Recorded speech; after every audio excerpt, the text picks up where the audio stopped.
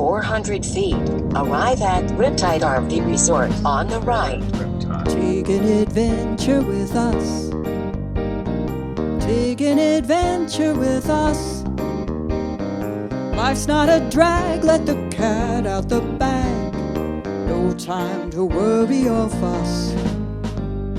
Try a new menu or wine. We'll always have a good time. Whether it's RVs or hiking, kayaks or biking. Take an adventure, take an adventure, take an adventure with us.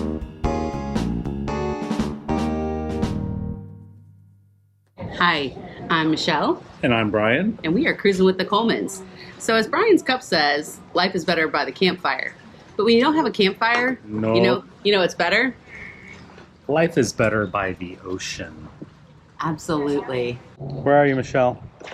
I'm in the Gulf of Mexico, having a good moment here of just being refreshed, the clearest of waters, not dressed appropriately. Oh, there are tons of little fishies. Come on, Brian, join me. I have my shoes on. Oh gosh. I think my little floaty is gonna serve me well in a little bit here. Yep. Oh, it's the good life. If you only have 48 hours in Key Largo, you may be perfectly content hanging out in the ocean with your feet in the water. However, there are tons of amazing adventures to take just in the short area around Key Largo, making your trip a fantastic time. The fish are pointing this way. I think this is the way I'm supposed to walk. We are in Biscayne National Park, which is north of Key Largo, south of Miami. It's quite an interesting drive to get here on roads that do not seem like they are taking you anywhere. Michelle, are you excited? I am. I'm super excited.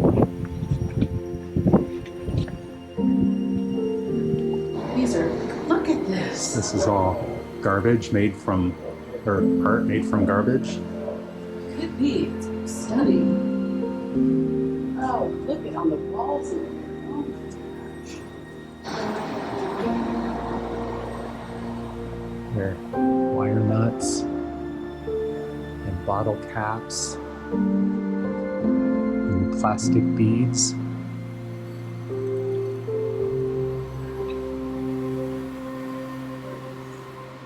Bottle tops.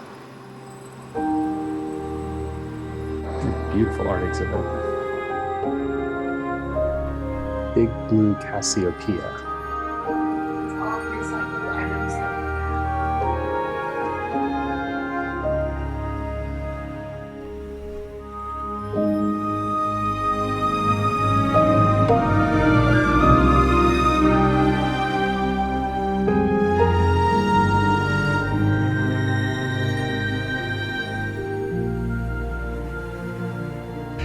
All right, everybody, we just finished our day-long paddle and snorkel adventure at Biscayne National Park. It was, I'm going to say this word more than once, but it was absolutely amazing. Spectacular. Hands down, the best day trip we have ever done. Best snorkeling excursion. Snorkeling, just the whole experience without having a lot of people. So at this national park, we're on a reef and we're experiencing the northernmost keys. Key Largo is not the northernmost key that's in the park. So we got to experience so many of them. So we started out our Captain Castle on the boat Osprey. Castle, you were awesome. Castle was fantastic. And he started out by taking us over to part of the mangrove forest, or mangrove swamp, I guess. And we did a little bit of snorkeling there just to kind of see the fish nurseries that were along the mangroves. I love the advice he gave us, and that was to just be still, because you think about, you want to move and you want to see it all, but when you're still, everything comes out of hiding. Yeah, it was amazing. And that was so cool to just like to be there, and all of a sudden you're like, oh.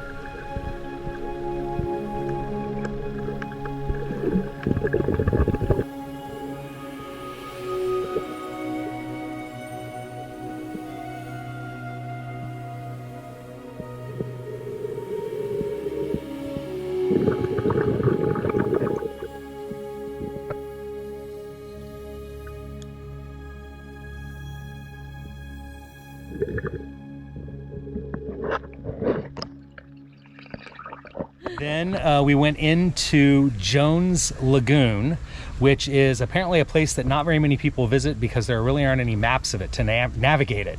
And we did stand-up paddleboarding there, and that was phenomenal too. Yeah.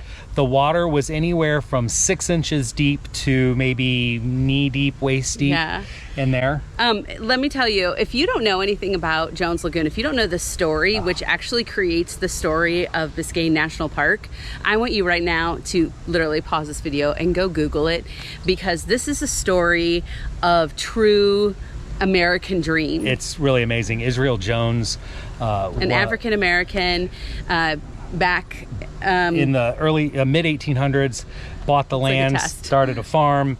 His sons took it over eventually, and then his oldest son, or his last remaining son rather, sold the island to the National Park Service rather than selling it for twice as much money to developers. The story is phenomenal. But we did some stand-up paddleboarding there, and then we went to Adams Key for lunch. There's nothing on Adams Key, just a ranger station and some picnic tables. It's all pack in and pack out, so be kind of aware of that if you go to that island or that key. And then we finished off at Anniversary Reef, which was just one of the most, probably the most diverse fish that we've ever seen. The coral was beautiful, the fans, the sponges. Michelle saw a shark. I was on my back and just kind of taking the sky in and just taking a break, and I rolled over, and literally as I rolled over, this 5-foot shark just went swimming past me, and it took my breath away because I couldn't believe it. Of course, I roll over and I yell shark, and I didn't know, but Tina, who was with us, Tina, you were amazing. She's like, I think I just heard someone say shark. Should I be scared? But it wasn't scary. It was beautiful. I guess I just wanted someone to come see it. It was a nurse shark, so no danger. No danger.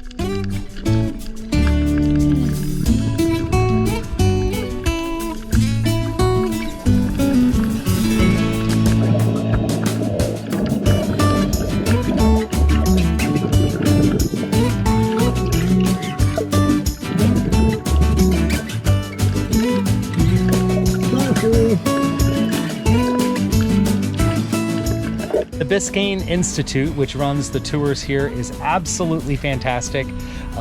So definitely charter this trip or one of the other trips that they offer. They have overnight camping on sailing boats that you can charter. Every season's a little bit different. There's always something else going on throughout the whole year. So a trip that we're experiencing now in June, you could experience something totally different if you come in December or January. We will 100% be back. Because this is definitely a place you don't just go and do once. There's so little that we saw. We love John Pennekemp State Park. It's about 30 minutes south of here in Key Largo, and we love that state park. This is a million times more gorgeous. We'll let you be the judge, because that's what we're going to do tomorrow. So that's the next thing you're going to see in this video.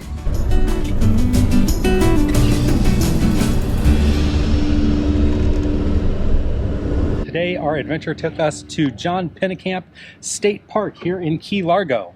This is absolutely a beautiful park. I think it's our third time being here. We haven't been able to camp here yet because it's just not been like enough. It's always filled. I don't think the campground's that big. We are planners, as most of you already know. But boy, we never planned enough in advance for even that park. Yeah. I think they open a year in advance. So, and a year in advance, we never know where we're going to be. It's true. So while you're here at John Pennekemp, though, you don't have to just camp. They do have a boat dock, so if you have a boat, you can dock it here. They do boat rentals, kayaks, stand-up paddle boards. Snorkeling equipment you can rent from here. You can take a glass bottom boat tour. Yep. And they have just other boat tours that you can take, and they have a beach. I think they have, actually there's two or three different beaches. So you can just hang out on the beach. Today we did some stand-up paddle boarding that you're going to see in the video. If you haven't seen it already.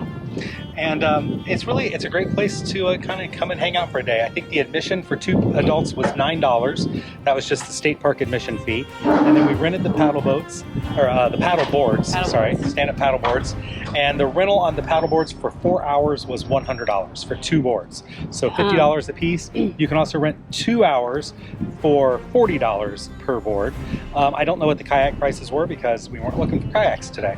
So talk about the routes that you can take. Yeah, so they've got several different routes that you can take. They'll give you maps when you rent your kayak or your paddleboard. So they'll give you a map that is kind of a satellite view map that's got arrows on it showing you how to follow the trails. And they're a basic trail that would take you about 1.5 to 2 hours for most people. And then there's some more advanced trails that are a little bit further out. And I think they have 4 or 5 different sets of maps that they can give you depending on how long you want to go out, how adventurous you are. Well, and how many, if you want to be around fewer people, ask for one of the other maps that they don't give to people very often. And we got that tip from someone working in the shop. So I appreciate that she said that to us, because when we got up there, he asked if we had done this before, and he just gave us the regular map, and we had the knowledge to know, hey, could we have a different one and go where other people aren't going? So we asked for map 2, which took us out to Deception Creek and Stingray Creek, which I had read about online as being a nice kayak or a nice paddle that wasn't overly difficult. And we had a great time when we were on the water for just over 2 hours. Yeah. Smile a little bit, it looks like you're concentrating so much.